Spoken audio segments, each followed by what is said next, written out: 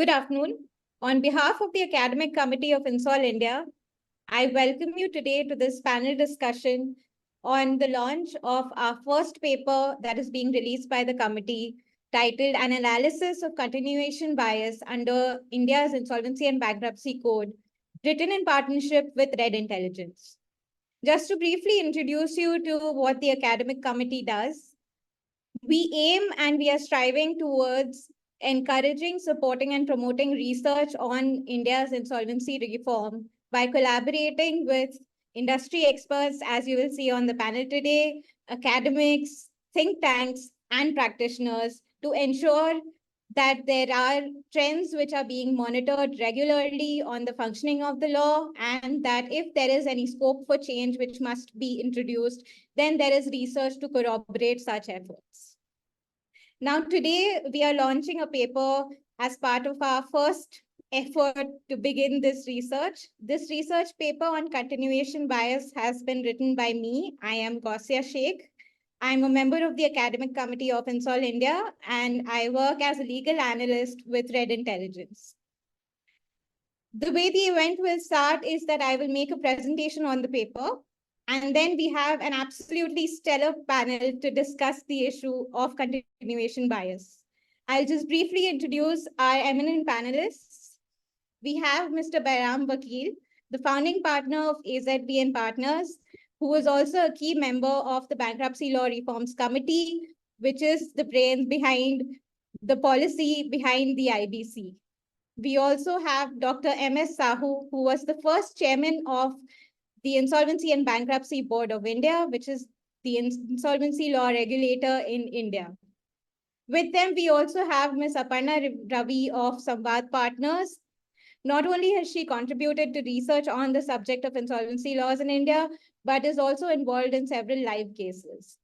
And lastly, we have our very own chair of the Academic Committee of INSOL India, who is also the co-founder of Vithi Center for Legal Policy, which was involved in drafting of the IBC. If I may say so myself, we could not have asked for a better panel to discuss this issue. We thank all the panelists for their time and their presence here today. I will now begin the presentation on the paper, and I will just share my screen for that.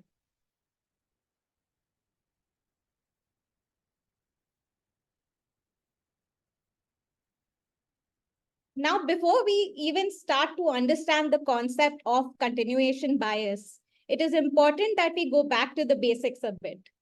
Now, when a company typically suffers from financial distress over a long period of time, and it reaches a stage where it is unable to repay its debt, it could be put through insolvency proceedings. Now, these insolvency proceedings may lead to one of two outcomes. Either the company is revived through some form of restructuring or reorganization, or it is deemed unviable and is put through liquidation. Now, the crux of it all, therefore, very simply put, is that if a company is viable, you revive it. If a company is unviable, you liquidate it. However, what happens in practice is that a perception is developed where going into liquidation itself is considered an adverse outcome. This bias leads to a state where the insolvency ecosystem becomes so focused on making every effort possible to revive the company that a lot of things are just overshadowed by this zest to find some way of reviving the company. This bias against liquidation is what is usually termed as continuation bias. And if we look at the IBC is no stranger to this concept, because since the law was operationalized in 2016, we have seen a high number of liquidations and consequent continuation bias in the way that the ecosystem has been working. Now, before I talk about specific examples of this continuation bias under the IBC regime, let us look at the importance of liquidation in insolvency law and policy. Now, be it the World Bank, be it UNCITRAL, or closer home, be it the Bankruptcy Law Reforms Committee, they have all identified that there are some firms, that is firms which are unviable, which must be closed down. What happens when these firms are closed down? They exit the market and the assets of these companies free up and are available for reallocation in other businesses which are not in financial distress. The same applies for the resources of the company, including employees and workmen as the human resource of the company who can find gainful employment elsewhere.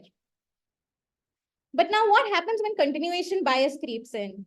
When continuation bias creeps in, you have a company that is in distress, which should have been liquidated, but you force it to survive each day in the misplaced hope that somehow you will be able to revive it. Now, what this leads to is not only costs to the company, but also value destruction of the assets of the company and the company itself. Now, if you look at globally accepted principles, value maximization of the company is an overriding objective, and continuation bias hits right at this objective and defeats it. How does that happen? Let's look at a few examples under the IBC. Now, we have seen from IBBI data that there are around 23 cases wherein the corporate insolvency resolution process, or the CIRP, has been restarted. What this means is that the company which was in distress goes through the entire cycle of completing an insolvency process, leads to no resolution plan which has been approved, and then restarts and redoes the entire process once again. Now, if you look at the BLRC report, and if you look at the text of the law, at present, there is no provision to permit such a restart of CIRP. Rightly so, because as mentioned earlier, each day that the company spends in distress adds to costs and adds to value destruction of the assets. Now, if you look at one of the first cases where such a restart of CIRP took place, it was the insolvency of JP Infratech, which is one of the landmark cases in under the IBC because it dealt with the rights of home buyers against builders and developers. Now, what happened in the JP case was that it took the highest court of the country, the Supreme Court of India, to make a direction for the CIRP to be restarted for a very specific reason. The reason was that while the company could not find any viable and feasible resolution plans, the rights and classification of a key class of creditors, being the home buyers, was changed by way of an ordinance. So the Supreme Court had to use its special powers in these very specific and special circumstances to restart CIRP. Now, this is one case of the 23. There is a need for identifying that all the other cases that have been restarted and any future case that might see such a restart of CIRP does have similar extreme and very special circumstances in place. For this, we need ample reasoning to be given whenever such a deviation takes place. This will not only facilitate future cases, but it will also help you it will help the policymakers to come up with a consensus as to when such a step can be taken. A second form of bias that we have seen was in a case where the appellate tribunal saw that a company was going through liquidation, but then it asked the creditors to go back and take a look at some revised bids. The reasoning provided was that under the IBC, liquidation is a matter of the last resort. Now, once again, neither does the BLRC nor does the text of the law explicitly mention that such a move can be made, that a company goes through a liquidation process and midway is picked up and goes back to the bidding phase. It is well settled under the IBC that the decision of the creditor committee is paramount. So when the creditor committee decides that a company must go into liquidation, picking it up and putting it back into the bidding phase creates uncertainty, unpredictability, and of course, as mentioned earlier, adds to the cost and value destruction around the company. In addition to these instances, a major argument that is made in favor of continuation bias and against liquidation is that of public interest. It is argued that liquidation has an economic and a social impact, and such implications are seen as negative. Now, what are these implications that are being spoken about? When a company goes into liquidation and is eventually closed down, it is said that workers lose their jobs, traders lose employers, suppliers lose money, and so do creditors, and there is a form of community disruption. That is understandable. We do not deny that there are these implications that exist. However, there is a flip side to this narrative. Letting an unviable, financially distressed company continue existing, or let me say merely surviving in this state of financial distress, is also a burden on the economy. You do have employees and workmen who are employed, but there is uncertainty as to their monetary returns. Suppliers and creditors continue to suffer losses. And so, generally, you will see some form of community disruption at this stage as well. So it is important that when we talk about the public interest factor around insolvency policy, especially when talking about liquidation, that we think of it from a cost-benefit perspective as to which public interest needs to be given priority and which can override well-settled, globally accepted principles on insolvency law policy. Now, based on what I have said so far, I think one inference that we can draw is that, yes, based on these examples, continuation bias does exist in the IBC regime. However, let's just look at some data. Now, the IBPI has shown some data which shows that as of 31st December 2023, 2,376 liquidation orders were passed, whereas 891 approved resolution plans went through. Additionally, 44% of CIRPs resulted in liquidation proceedings, whereas the rest of the 56% was sort of a mixed bag of revivals, withdrawals, reviews, appeals, etc. Now, if you look within the set of companies that did go into liquidation, we find that 77% of these companies were sick companies which had been in financial distress for a very long time and had gone through some attempt at revival or at saving during the BIFR regime. Now, what does this data show us? This data shows us first that the IBC is actually working as a filtering mechanism between viable and unviable companies. We are seeing a high number of liquidations. So companies which are unviable have been identified and have been put into liquidation proceedings. Now, if you look at even outside of the numbers, if you look at judicial orders, arguably there have been orders which have echoed the concept that liquidation is a matter of the last resort. However, the devil is in the detail. If you look at most of these orders, you find that they just re-emphasize the entire CIRP process. They say that first the company should go through a resolution process where revival is attempted, resolution plans are sought, and they are pending approval. Now, if a resolution plan does not find approval, then at that stage, the best option and the matter of last resort to resolve stress in that company and resolve the stress that it is bringing on to the economy at large is to liquidate that company. That is how liquidation is a matter of the last resort. Now, if you look at all of these factors cumulatively, the conclusion that we arrive to is that while continuation bias does exist in the IBC regime, it is not intrinsically a part of the IBC ecosystem yet, and the level of the bias is not systemic at the moment. However, in the ideal world, there would be no continuation bias, and we would aim to reach there. So in that context, based on our analysis, we have made several recommendations in the paper.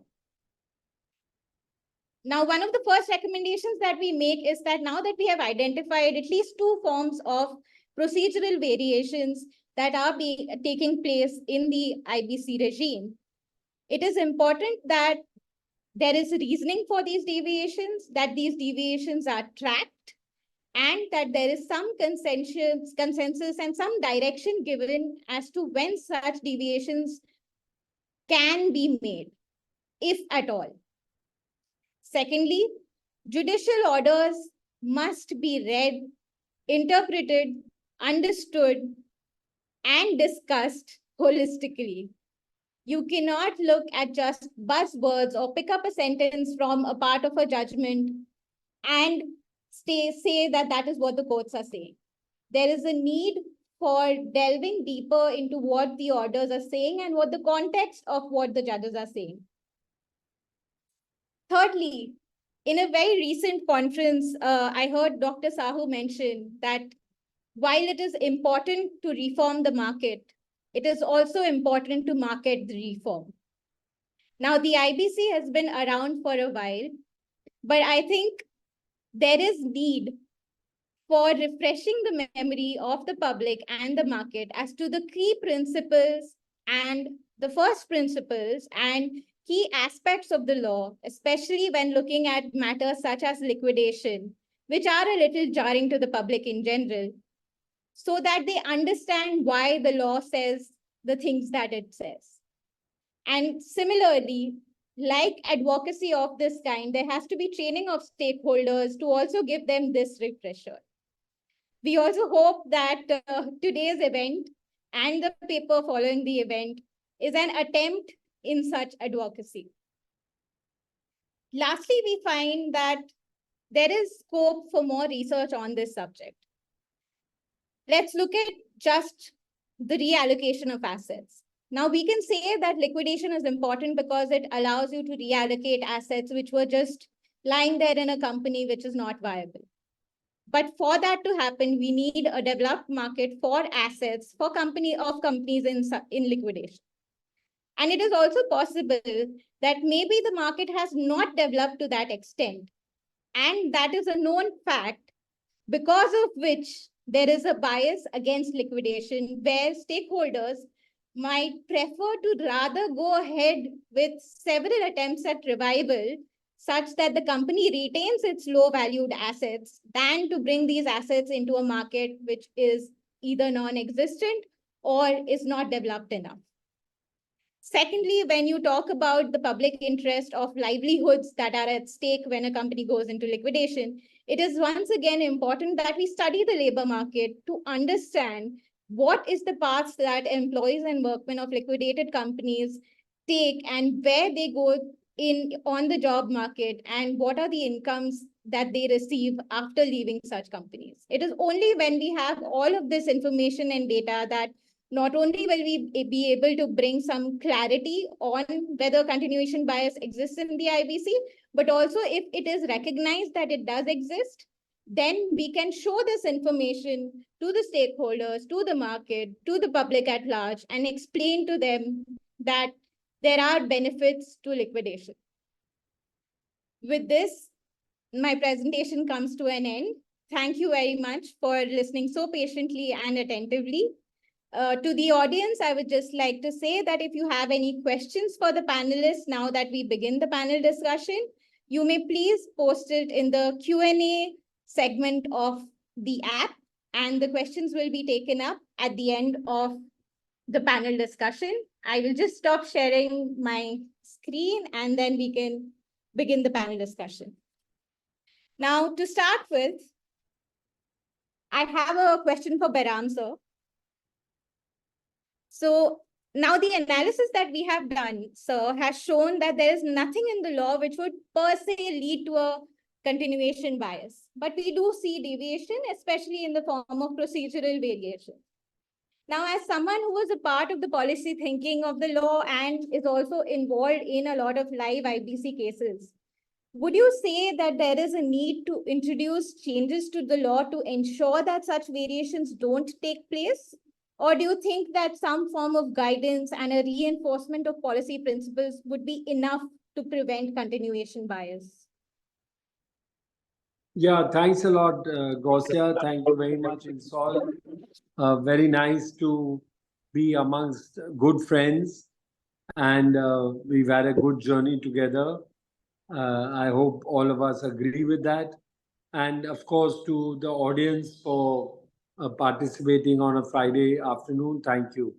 So, short answer to your question, Gausia, is the latter. I don't think we need any statutory changes. But few quick remarks, if I may. Of course, the law, as you know, is very clear. I don't think there is any room for doubt. There are some judgments which have been unfortunate, but I think that is the name of the game. It always happens across jurisdictions. Just quickly running through a few. JP, as you yourself said, was a special case, real estate and the homeowners. So, in a way, I would say that was justified because you had a whole new reclassification. In Gujarat NRE, the whole argument, which for now has been sorted out about going concern and the value. So they wanted a slum sale, and today that would be possible. So again, the case law has taken care of it. The unfortunate one, and I know I'm just giving you a sample, you know many more, but Hero Corp, for example, is an unfortunate one because they cited a section, just top of my mind, I think it was 33 to the explanation, which actually shows that there is no continuation bias and that at any time, of course, there is the COC has to be formed and there's also the cutoff. But any time in between, which was the factual situation in Hero, you can. So I don't know how the court relied on those words, which to me said exactly opposite of what they were. But out of respect, I can't say anything more. So the next quick thing, the same, we are very fortunate that IBBI comes out with all this terrific data, which was initiated, as you know, by Dr. Sahoo, and the legacy continues very strong. So in the December edition, there was also this data, Gausia, I hope you saw, you'd be pleased to see it, is that out of roughly 1,000 cases, 1,500 cases, 1,000 cases, the liquidation, they decided to move to liquidation quite early in the process. So that's what you want. I mean, if there's no viability, why are you wasting everyone's time? In 400 cases, it was a little later. But what I was happy to see that 1,400 out of 1,500 did not go all the way, but somewhere along the CIP process, they threw in the towel and said, "Nay, this is not viable." Now, I'm sure you may say that they could have done it a little earlier, but as you have very fairly said, there is I would say, human bias because we have not got over especially we are hardly dealing with individual yet. It is just starting, those few cases now that are progressing. But that stigma is there. Whether it's corporate or individual, we have the stigma. I think we should have more and more, whatever, Twitter and social campaigns. Okay, Trump has gone through how many Chapter 11? I think 8 Chapter 11. And gone through bankruptcy. So if they can have a president not once but maybe twice, certainly they don't have the stigma. But that's a long road we have to travel. And I think you put it very fairly, and you chose a wonderful first topic because definitely needs discussion. And there again, I want to give by example. Definitely in our country, we have to face the political reality. The labor issue is a very big issue. So jobs are, you have seen in almost everyday papers, jobs is definitely an issue. To create 12 to 15 million new jobs every year is not an easy task. And therefore, there is that bias. But let's take a perfect, what the Americans call zombie companies. They are neither dead nor alive. And they are not viable and you just keep them going. Jet Airways, my favorite, except for Suhash and gang and my team. I don't know who believes that Jet Airways is going to fly again. So all these years, you tell me the jobs there, pilot, ground staff, loaders, sab ko leke, any human being who could get another job has jumped ship and taken another job. And luckily, with the new airlines, etc., they've got it.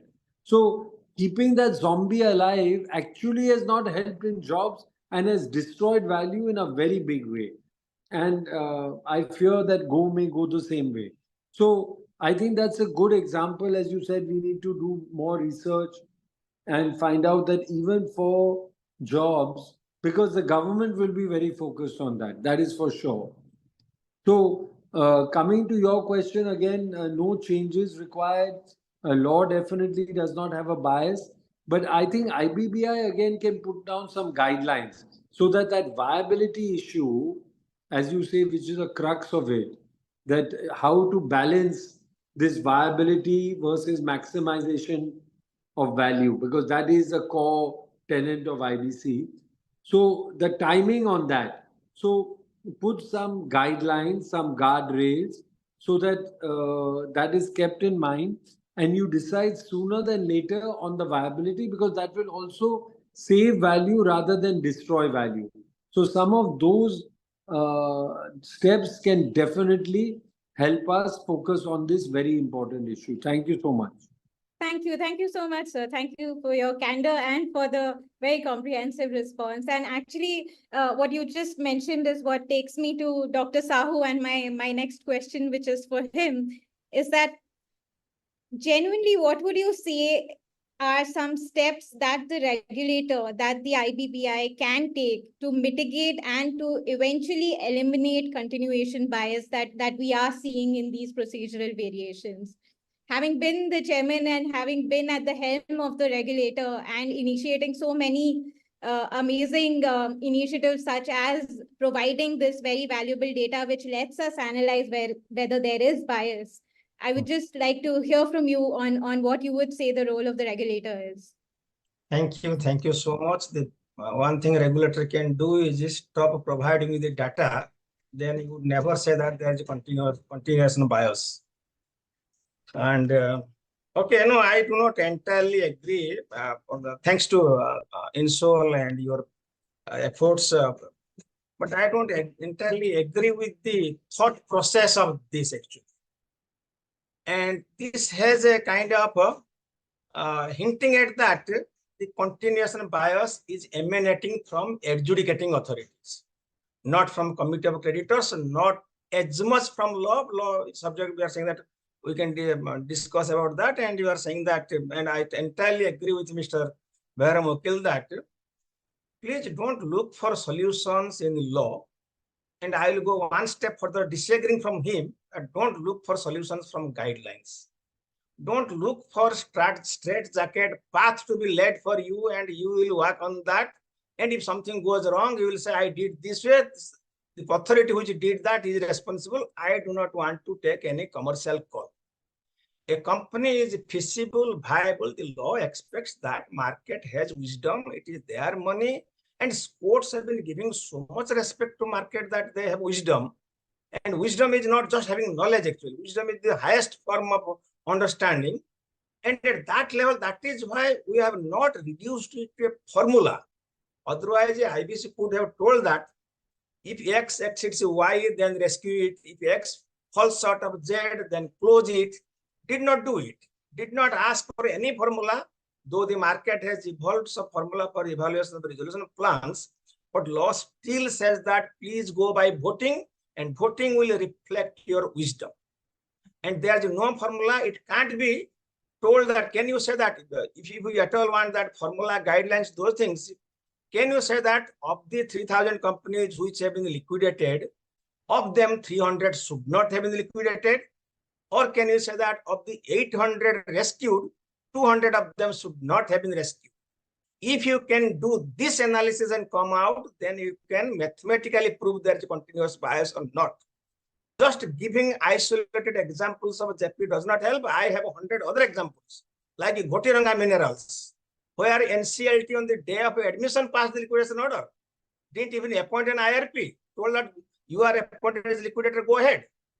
So it's not as many cases, 23 cases, maybe, I don't know, maybe the NCLT has favored something, has restarted the process, and they have also cut short process in many cases that we are not looking at. But is it that in those 23 cases where adjudicating authority told, was it just a effort of waste of effort? Out of those 23, how many were ultimately rescued? Do we have data to that effect? And that rescue, has that been better than what could have come through the liquidation plan?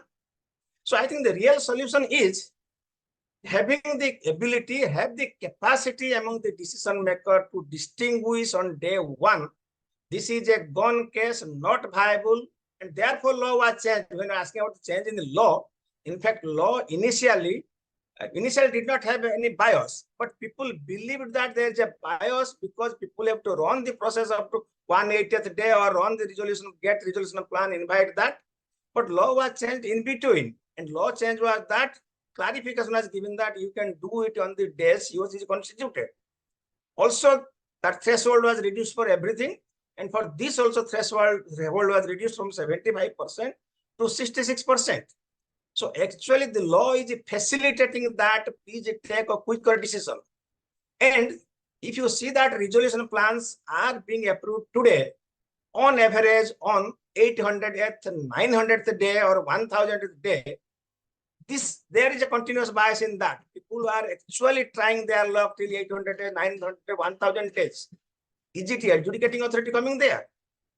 If at all there is a bias is with the stakeholders, it is their money.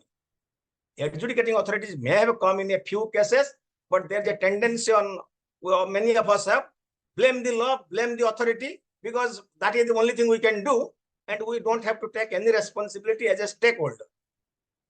And only there is a small continuous, there are two biases actually, I would say. One is that elsewhere, people are allowed to file application to start liquidation directly. In US, 75% applications are filed for liquidation, 25% for the so-called resolution process. Of them, some proceed to liquidation. In our case, we do not do that. In fact, India had got pressure from international community that you change your law to make liquidation enable first time start with the liquidation. And if you do that, your ease of doing business performance score will go up. In insolvency in past 3 years, thereafter now that World Bank's ease of doing business is not there, past 3 years, India improved from 136 to 52nd position. But had we listened to this advice of World Bank, probably we would have gone to 32 from 52 to 30. But India took a conscious call. We do not want to do that because we have serious doubt on the commercial wisdom of the people. They do not yet have the ability to distinguish between what is viable and what is not viable. And this is not subject matter of finance professor or economics professor, or you can give a NPV formula, IRR formula. It is not possible to do that way. Therefore, I am against any guideline. I am against any additional law. The more laws you create, more guidelines you bring, more circulars you bring, you are creating more problems for stakeholders. When this is, you say that this is a commercial matter. The second continuation bias is that this has come from Supreme Court essentially. This is actually misreading of the law where you cited that the last resort concept. The long title of the code says that this is a law for only insolvency resolution. And you do insolvency resolution, the law has only one objective. Maximization of value is not objective. This is a fundamental mistake. Many of my lawyer friends do this. This is not an objective of this law. Time bound is not an objective of this law. Improving credit availability is not an objective of this law. The objective of the law is only insolvency resolution, reorganization, stress resolution, whatever word you can use it. And It nowhere says that, because somewhere I think some court mentioned that the word liquidation does not find place in the long title. Because word long title is saying that it is for insolvency resolution, and then law says that you proceed in this manner. And if you proceed in this manner, you will end up either with a resolution plan or with a liquidation. And both are equally efficacious in stress resolution. What is the problem we are trying to address here? That resources of the society are limited. These are at the disposal of Mr. X or this company, that company. That company is stressed, not doing well. Therefore, it is stressed. It is not able to compete at marketplace when other firms in the industry are doing well. Therefore, the society's resources are underutilized. We have to find out a way to put these resources at the disposal of the persons who can make better use. And we achieve this process, this outcome, either by putting the resources at the disposal of resource resolution applicant, or putting at the disposal of a new entrepreneur or new business, new firm. In either case, resources are put to better use. Stress is resolved. Both are equally efficacious. There is no bias on that. Only thing is that somewhere some courts have told that we want a rescue by resolution plan. Resolution means, some believe that resolution means by a resolution plan, which is fundamentally wrong. Only if you can teach economics to the people who are in charge of implementation, you would not have this problem. Thank you. Thank you. Thank you very much, sir. It is actually, this is the exact kind of refresher and reminder that we were looking for, where we have connections to the preamble and we talk about the accurate objective of the law. And thank you so very much for bringing that up. And actually that leads me to Aparna. You have been involved in IBC live cases. So just from your understanding, what is your observation of stakeholders such as creditors and bidders, and what is their sort of perception towards liquidation?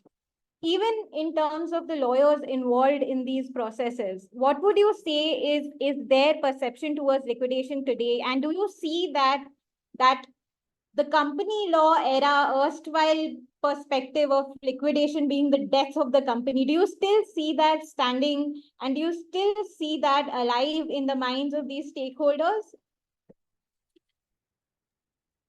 Thank you, Gausha, and thank you to INSOL for this opportunity. It's a really interesting topic. The only issue with being on such stellar panelists is that a lot has already been said before I go. But in any case, I think in terms of your question and continuation bias itself, there are probably two angles to this. One is there a negative perception of liquidation among stakeholders? And secondly, has continuation bias actually affected the outcomes in the IBC? And of course they are related, but on the first, I'll of course go to the first question, which I think was what you were asking me about specifically.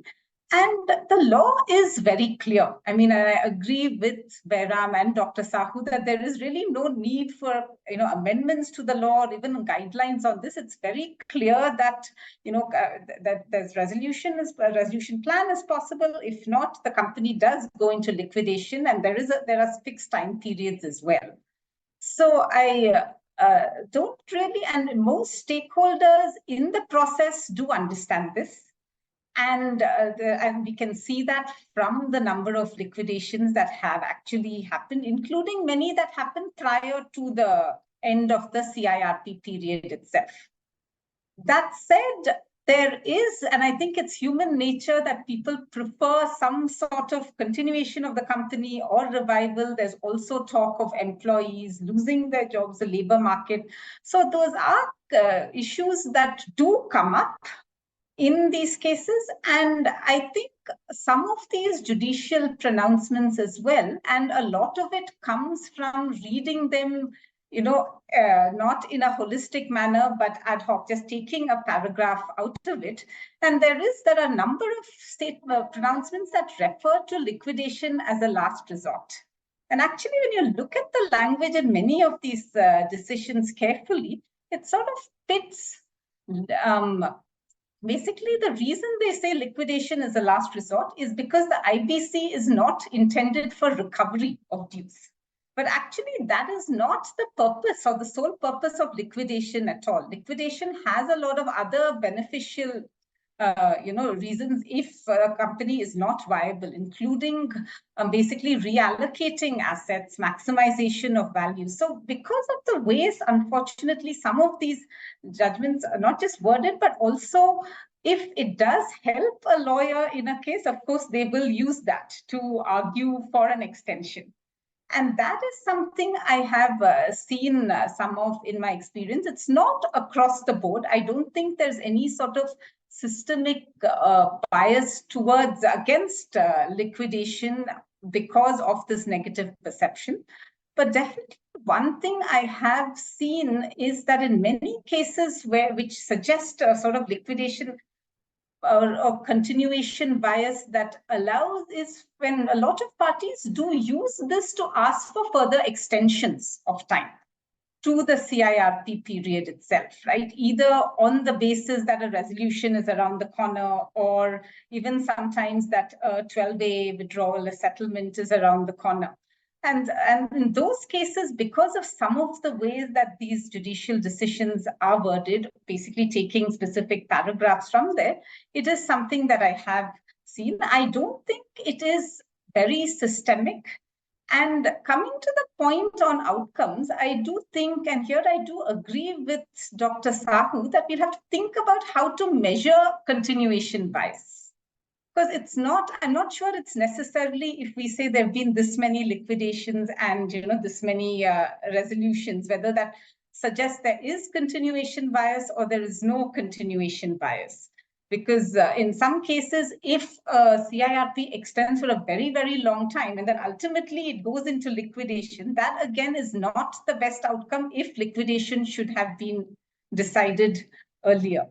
So that is that's what are my observations on this. I also think that a lot more work will have to be, one thing is, of course, education and explaining what liquidation means. But in addition to that, I think studies of the labor market, as you suggested, would be very useful. Because one thing that is fairly difficult to change anybody's mind is in the immediate term, what happens is that liquidation does result in various employees losing their jobs. That said, I don't see that there's systemic bias as a perception. Thank you. Thank you. Thank you so much, Aparna. There's definitely scope for a lot of research that can come in and which would provide more accurate understanding of continuation bias. And that is the kind of research that the academic committee also wants to promote through, of course, this platform and its future work. So I would just move to Debanshu now and just want to get a sense of what he thinks the role of organizations such as INSOL India, the academic committee, of course, and just generally the role of INSOL India and think tanks.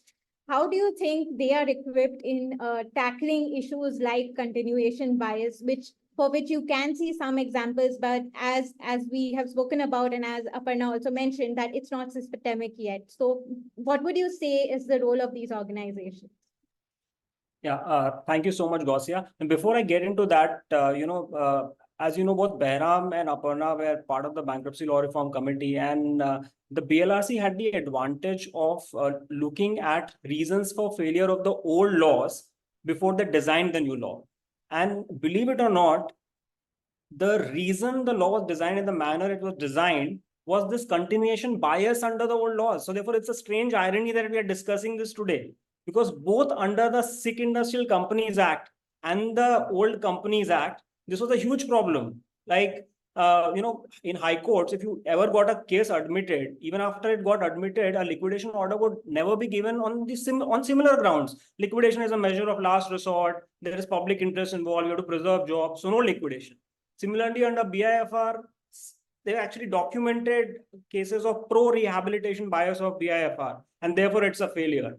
Even if BIFR ever gave a liquidation opinion saying that a company should be liquidated, it will be litigated in a high court where again it will be reopened on the same ground. No, we have to look at public interest, preservation of jobs, etc. So therefore, it's really strange and in a certain sense unfortunate that we have the same sort of discussions in the context of IBC, which was actually designed to address some of these problems. Now, and therefore, although I agree with Dr. Sahoo that, this is not really a bias as such, but even if there is one such case, I think it's a huge problem given the past history that we have had, and it will not take us much time to, go back to the past, in terms of the outcomes that we used to have. If this were to continue, in any, in any significant way. So therefore, so while it's true that, this is not systemic as such, it is, I think, very important for us to be alive to it and, work towards addressing it. And as Dr. Sahoo indicated, I think it's important for the entire system, which implements this regime to be self-realized about this as to, because let's take this example of, maximization of value in the preamble and how the courts have interpreted it. Of course, it does not really mean, rescue at all cost. And as Dr. Sahoo was trying to argue, liquidation can also be value maximizing because you are limiting losses in liquidation. That is also value maximization. And I think the system needs to be sensitized about that. Similarly, that case where, it was, held that liquidation should be seen as a measure of last resort. It flies in the face of section 33(2) that Bahram pointed at, where it gives the COC the freedom to liquidate a company on day one. Now, I don't understand how, how can we have that kind of an interpretation in the face of bare provisions of the law, which are very clear. So therefore, while we may not need an amendment, perception does have to be corrected, because look at the consequence. Now, if you look at the recent discussion paper that came out last year, one of the proposals in that discussion paper is that CIRPs can be reinstated if the COC thinks so, because now, of course, there is this proposal that there will be a COC in liquidation also. And therefore, maybe if the COC wants, it should be reinstated. But as Dr. Sahoo was saying, is if the committee of creditors, once having sent a company into liquidation, wants to revive it, is that a sound thing from a policy point of view? I don't know. Like, to my mind, definitely not. But of course, it's a proposal. Let's see what happens at the end of it. But again, I just want to re-emphasize the point that given the history that we have had, I think we should be very careful about this kind of language, being used in the ecosystem, because of course, then we are essentially going back to where we started from. And as far as, coming back to your question, of course, we in the, Academic Committee of INSOL India are uniquely positioned to, do these kind of studies in collaboration with, market players and folks like, the stalwarts that we have on the panel, minus me, of course, who can add a lot of value to our research going forward, and essentially, do the same kind of change in, cause the same kind of change in perception that we were talking about. So hopefully projects like this will encourage others also to look at this issue more closely and carry out the research that Dr. Sahoo was talking about. Like, go look at those liquidation orders and see whether actually, there was any viability in those companies. So to see whether, the bias actually exists or not. So I think, yeah, so I think that's the objective, and we hope that this will galvanize more research in this area. So that's about it. Thank you, Debanshu. I think we have one question in the chat box, but it relates to something that's, I think, already been answered. So I'll just stay with it, which it says that what happens if the debtor has already disposed of all assets before commencement of CRP? So as we've already heard from the panelists, it is possible to initiate liquidation right away once the committee of creditors is formed. So I think that deals with your question. If anybody has any other questions, please feel free to post them on the Q&A panel. Just going back to Dr. Sahoo and his mention of how the market has the wisdom to make these decisions. We do not need laws, guidelines, or any form of directions at the moment. In a lot of your writings, you do talk about something called creative destruction in the economy that is brought about by the market. Just for people who are not aware of this concept, could you please just elaborate on what you mean by this creative destruction, especially in the context of liquidation? Actually, the author who did it, Joseph Schumpeter, I didn't have the opportunity to ask him what it is. So, creative destruction is essentially we talk about competition and innovation. These are the two drivers of growth. Actually, that is important because there are several studies to say that if you have intense competition and innovation, they have given the examples like some countries where you end up with 17,000-18,000 US dollar per capita, as compared to if you don't have as much, you have 2,000 or so, and India is slightly above 2,000. The entire distance is covered by 2,000 to distance from 2,000 to $17,000 is because of these two forces. So in competition and innovation, in competition, we are saying that in the same industry, some people are more efficient, some are less efficient. Those who are less efficient, they are underutilizing resources, they are failing, they must be shown the door. If they are not living on their own, they can't be a drag on our society. So at that stage, we are competing at the present. But sometimes we compete also in the future. That means something has happened which has made the entire industry obsolete. We have gone into a creation, something creative we have become, but that creates something while destroying something also. In fact, that's why we say that creative destruction destroys more companies than it creates. So creative destruction is we are moving to a different platform altogether, and we compete on the new platform. But when that new platform comes, old platform goes away. So, and the insolvency law wants to facilitate both. At competition, when somebody is not doing well, we call it a financial stress. In innovation, somebody is not doing well, it is called economic stress. And in economy, when you have economic stress or when you have innovation, clearly those firms are unviable, have to be liquidated, unless they come up with a new innovation. So actually, the continuation bias is where the innovation has come, that we have moved to a new platform, yet we are rescuing the companies in those old business. That is the continuation bias. But in other case, in competition, yes, there is financial stress. If you take action well in time, those can be rescued because somebody is running it well and making money. The other person is not doing well because he's inefficient. Bring someone else, he will do it. So ideally, in case of competition, no firm should go to liquidation. All firms are viable. Nothing should go to liquidation. But that distinction, viable, unviable, competition, innovation, these are matters of commercial wisdom. Thank you. Thank you very much for that explanation, sir. We have one last question from the audience, and we're closing the 1 hour mark. So we just take this up. The question is, considering the clarity of the law in terms of liquidation not being a matter of last resort, can the solution lie in sensitization of RPs, possibly through IBBI training, who may then communicate it to the COC? I leave it to the panel, whoever wishes to answer the question.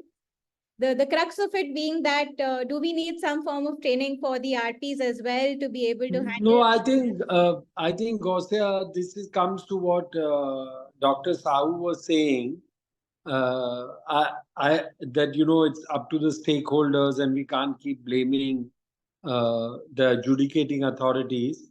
Unfortunately, if we were in a perfect world, I would be fully with Dr. Sahoo, because definitely that was the goal, that COC has the wisdom, the commercial wisdom, and therefore they should be the ones, and therefore the trigger is that once the COC is formed on day one, they can decide, because their money, their decision. But we see that, they need nudging and prodding. And Aparna will definitely come in on this. And that is why I was saying, like where we said fair value, liquidation value, etc. Do we, add a nudge in that level? I mean, it's necessary only because the system it's working 5 on 10, we may want to make it work 8 on 10. So over to the rest. Yeah, I fully agree that COC has to take the call. And COC has to take the call, and because COC does not have the ability, at least in all cases, our law does not allow, as in US, to go for a direct liquidation. It says that at least let a collective body come up, and on 30th day, when COC comes into existence, let that take decision instead of a single applicant. But if COC cannot take, we can't be helping them also. Let them burn their fingers or let them learn. We can't be shifting that responsibility from COC to IP or anybody else. In that case, we will be doing a bigger actually. You are putting IPs in a decision-making position.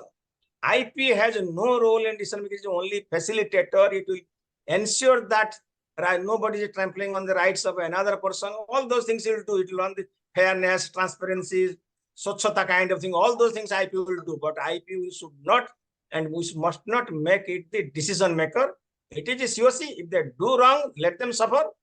And they will learn in course of time. They will take care of themselves. But general awareness is required in the entire ecosystem. And I would say that IPs of the people in ecosystem, IPs have learned it better than anybody else actually. So they are ahead. In fact, they can educate. They're already in a position to educate others. Thank you very much, sir. And that actually brings us right to the main understanding that we have had throughout this panel discussion, which has been that there is need for advocacy and there is need for research, and there is a need to create some awareness right up to the last rung of the entire system. And that is something that the academic committee is also trying. And this has been one effort to do so. And we've had an excellent panel for this discussion. And we'll thank each of the panelists. And before I just hand over to Debanshu, I would just like to personally thank Ms. Aditi Khanna from INSOL India, who has made this event possible today and who has held my hand through the entire process of writing this paper and leading up to the event. So thank you, Aditi. And I would now just ask Debanshu to close the event with a few comments. Thank you. Yeah, thank you so much, Gausia. Now, I think this paper will be publicly available very soon, I think on Monday. So once it's out, we'll be grateful if, folks take a look at it and, let us know their thoughts in terms of the approach. Gausia has presented the entire thing, but there are, of course, a lot of more details in the paper. Broadly, the academic committee intends to come out with such papers every quarter. There are 6 of us in the committee, and the idea is that one of us will take leadership in each quarter and come out with a paper and do some activity around that paper in that quarter. So I'm hopeful that over the next 1.5 years, you will at least see 6 papers, if not more, coming out from INSOL India in this series. And I'm hopeful that they will contribute to shaping the narrative around important issues in the IBC ecosystem. And we look forward to everyone's cooperation in the future. So that's about it. And again, I'll join Gausia and Aditi in thanking Dr. Sahoo, Bahram, and Aparna. It's always a pleasure to meet you all. That's about it. Thank you. Thank you, everyone. Thank you. Thank you.